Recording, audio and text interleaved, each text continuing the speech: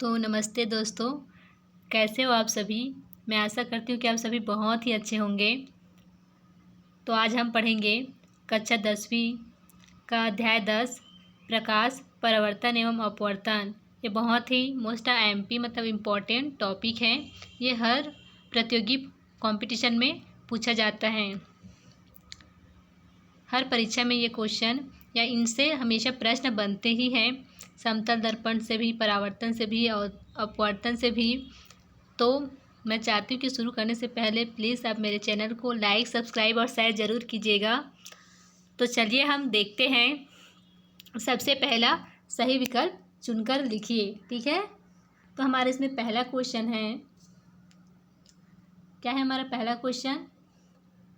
समतल दर्पण को 2 थीटा कोण से घुमाने पर परिवर्तित किरण कितने कोण से घूम जाती है।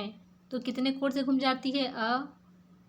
2 कोण, ब 3 थीटा, द थीटा, स 4 थीटा। तो हमारा उत्तर हो जाएगा 4 थीटा। क्या आ जाएगा, स 4 थीटा, ठीक है। उसके बाद है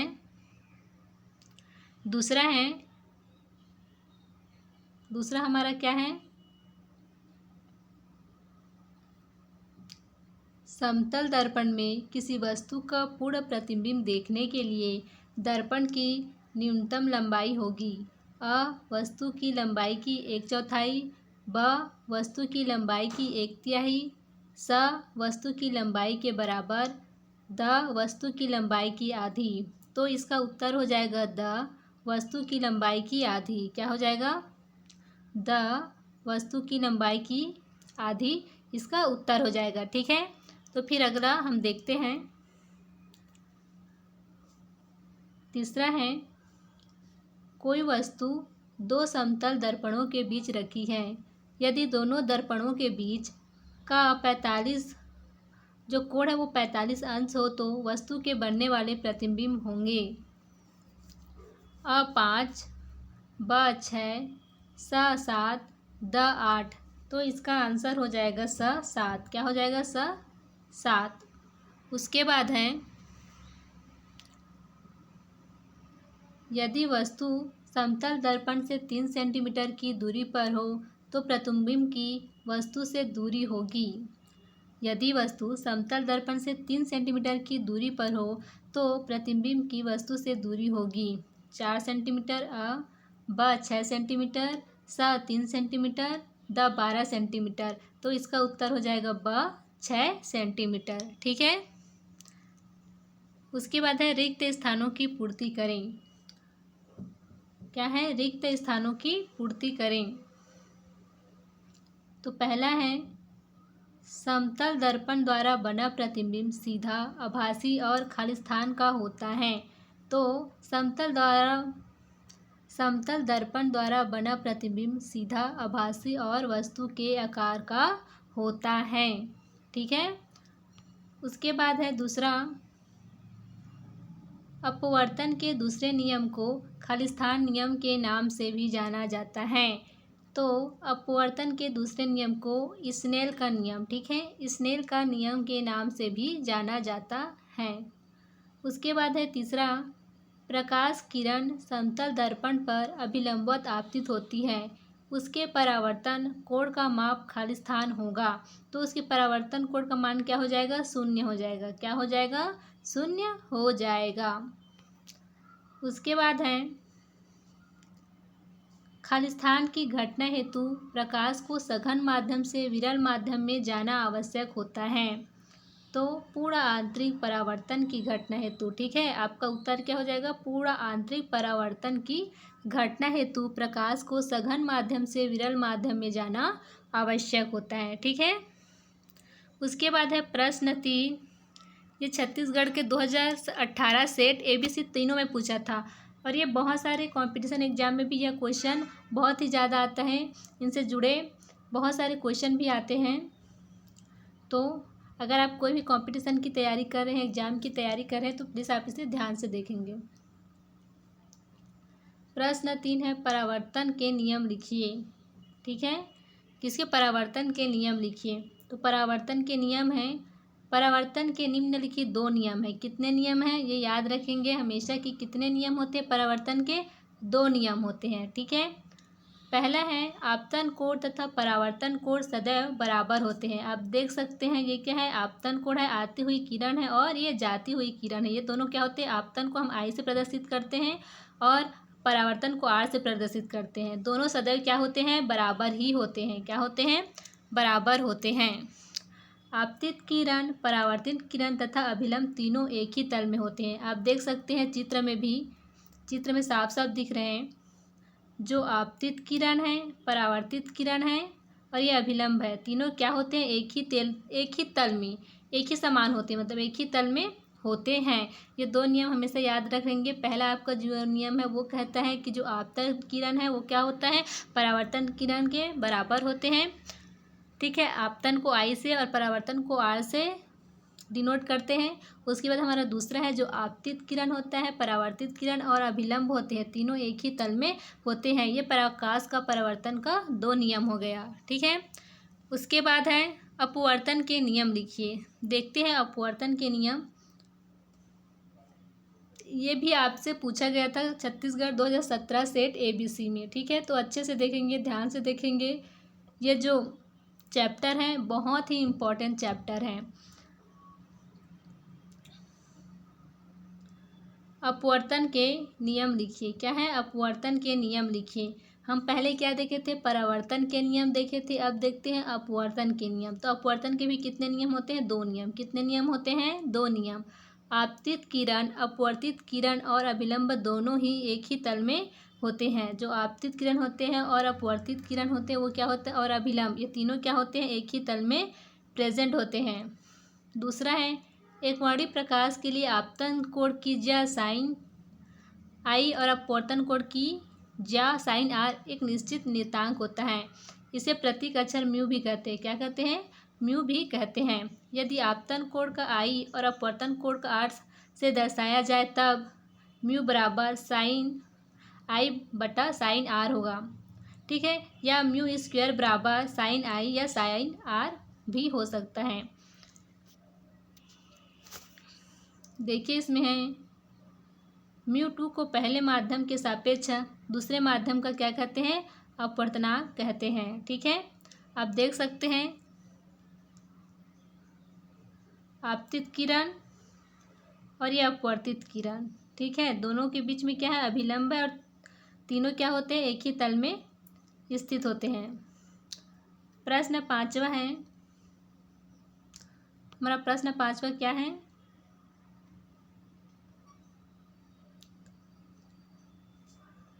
दो माध्यमों ए और बी के अपवर्तनांक क्रमशः NA तथा NB हैं। इनमें से किस माध्यम में जाने पर प्रकाश का पूर्ण आंतरिक परावर्तन संभव है यदि NA बड़ा हो NB से, ठीक है। माध्यम ए से माध्यम बी जाने पर प्रकाश का पूर्ण परावर्तन या पूर्ण आंतरिक परावर्तन संभव है। माध्यम ए सघन तथा माध्यम बी क्या है, विरल है। जब प्रकाश किरण सघन माध्यम से विरल माध्यम में प्रवेश करती है तो अभिलंब से क्या हो जाती है, दूर हटती है, ठीक है।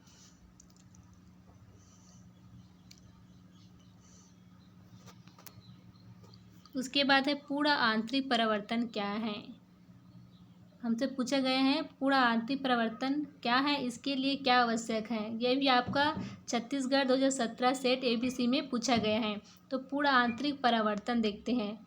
जब आपतन कोण का मान क्रांतिक कोण के मान से भी अधिक हो जाता है तो अपवर्तन न होकर प्रकाश का पूर्ण परावर्तन सघन माध्यम में ही हो जाता है। इसे हम क्या कहते हैं, पूर्ण आंतरिक परावर्तन कहते हैं।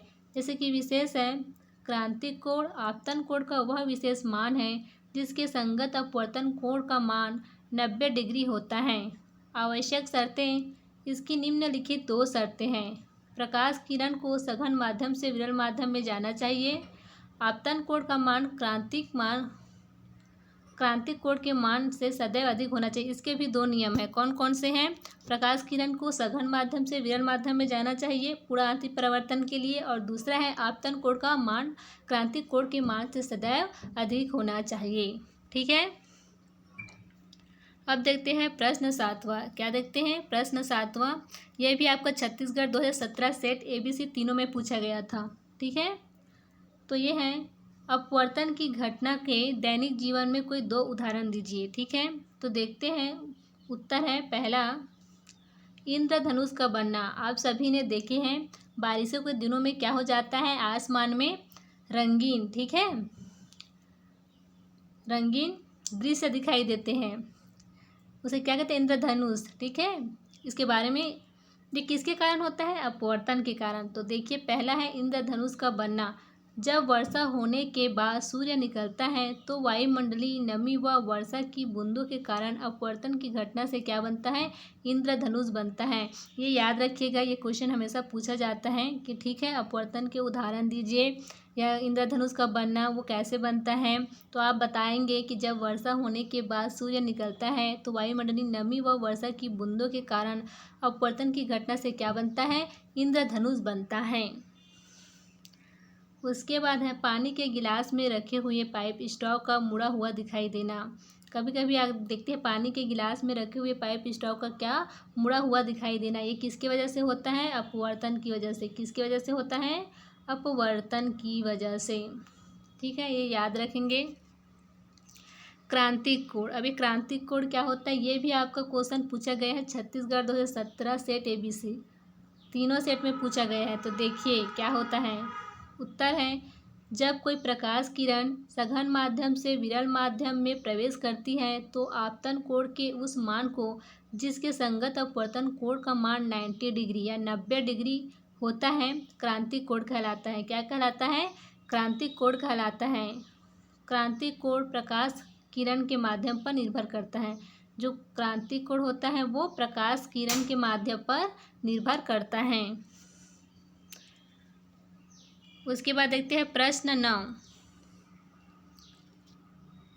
प्रश्न 9 क्या है, प्रकाश वायु से 1.50 अपवर्तनांक वाले कांच की प्लेट में प्रवेश करता है। ठीक है, वायु क्या करता है, 1.50 जो प्रकाश होता है वो वायु से किस में जा रहा है, कांच में, मतलब वायु से सघन माध्यम में, विरल से सघन माध्यम में प्रवेश करता है। कांच में प्रकाश की चाल कितनी है, निर्वात में प्रकाश की चाल कितनी होती है, 3 × 10⁸ मीटर प्रति सेकेंड है। ठीक है, तो हल करते हैं। कांच का अपवर्तनांक कितना दिया है, 1.5। ठीक है, निर्वात में प्रकाश की चाल कितनी होती है, हमें पता है 3 × 10⁸ मीटर प्रति सेकेंड। कांच में प्रकाश की चाल बराबर v। ठीक है, तो अपवर्तनांक बराबर क्या होता है, निर्वात में प्रकाश की चाल बटा माध्यम में प्रकाश की चाल। तो म्यू बराबर क्या हो गया, c/v। ठीक है, तो हम देखते हैं म्यू 1.5 बराबर c कितना दिया है, निर्वात में प्रकाश की चाल कितना दिया है, 3 × 10⁸ मीटर प्रति सेकेंड। ठीक है, कांच में प्रकाश की चाल हमें ज्ञात करनी है। ठीक है, निर्वात में प्रकाश की चाल हमें क्या करनी है, ज्ञात करनी है। कांच में प्रकाश की चाल हमें ज्ञात करनी है, v हमें ज्ञात करनी है।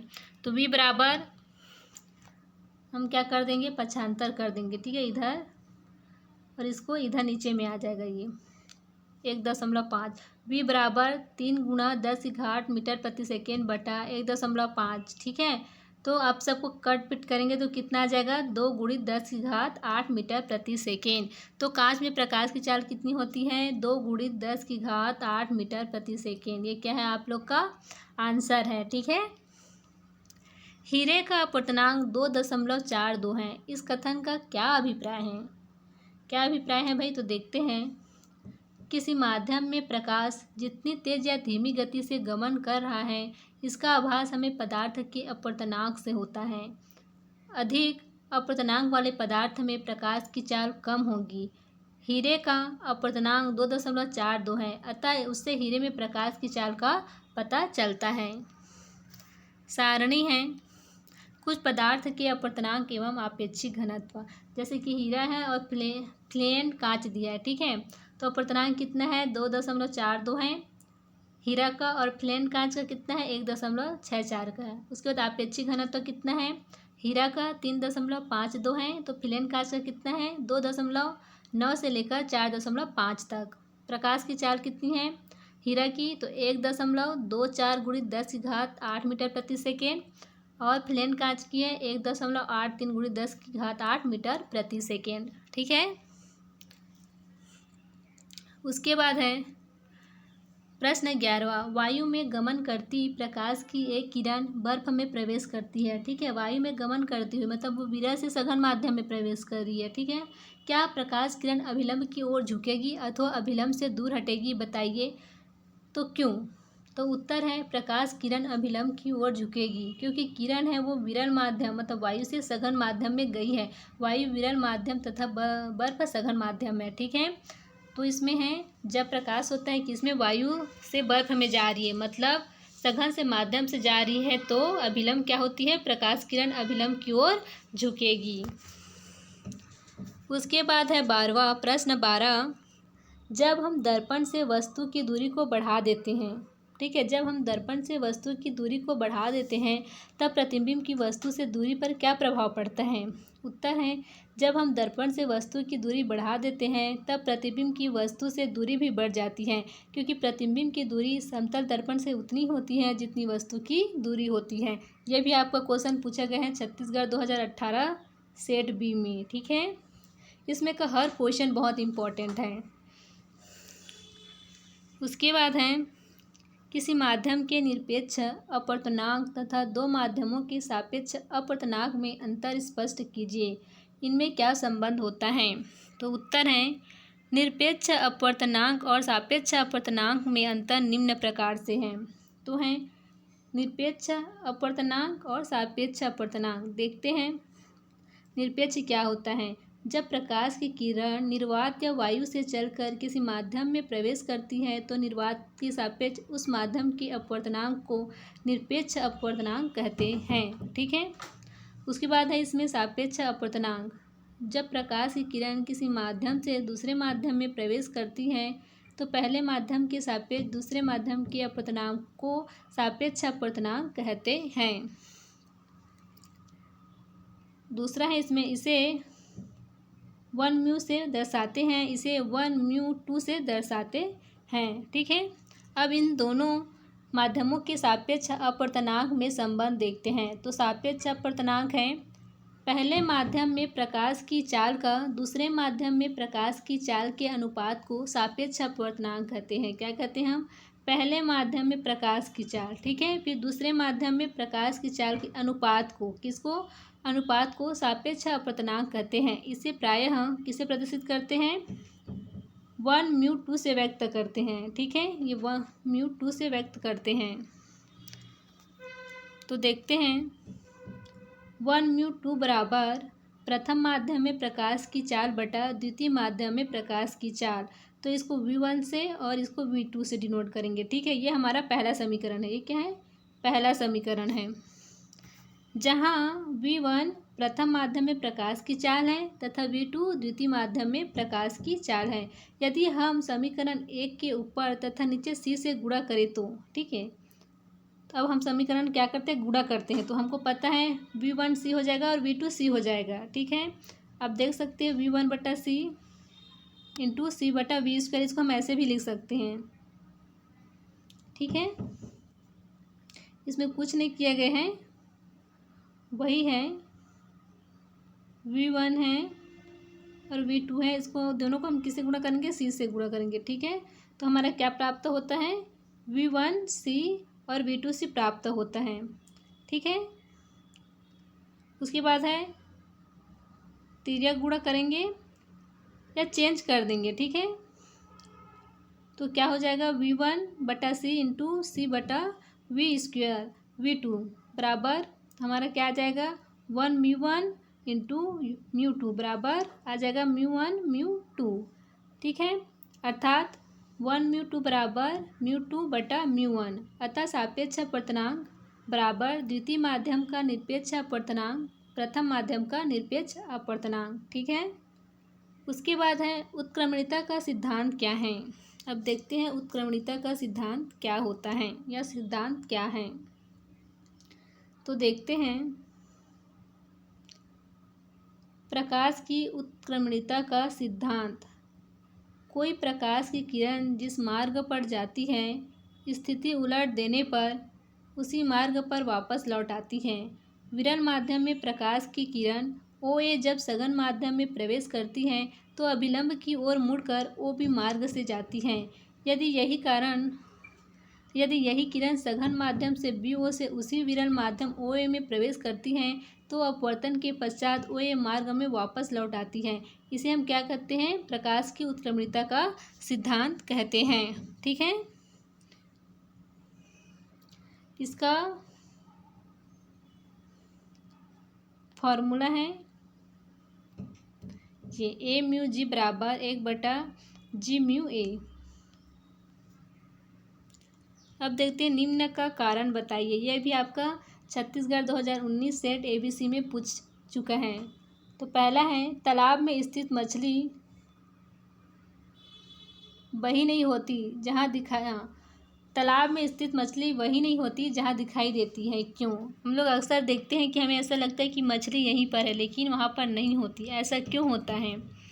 तो उत्तर है, मान लो एक मछली जल में स्थित है। उसे एक प्रेक्षक विरल माध्यम वायु से देख रहा है। मछली P से चलने वाली किरण PQ पृथक्कारी पृष्ठ के बिंदु Q पर आपतित होती है और अपवर्तन के पश्चात अभिलंब MN से दूर हटकर QR दिशा में चली जाती हैं। इसलिए मछली अपनी वास्तविक स्थिति से वहाँ नहीं दिखाई देती हैं। पानी में वायु का बुलबुला चमकता दिखाई देता है। क्यों? तो इसका उत्तर है, पानी में वायु के बुलबुले की सतह पर पूर्ण आंतरिक परावर्तन होने के कारण वह चमकता हुआ दिखाई देता है।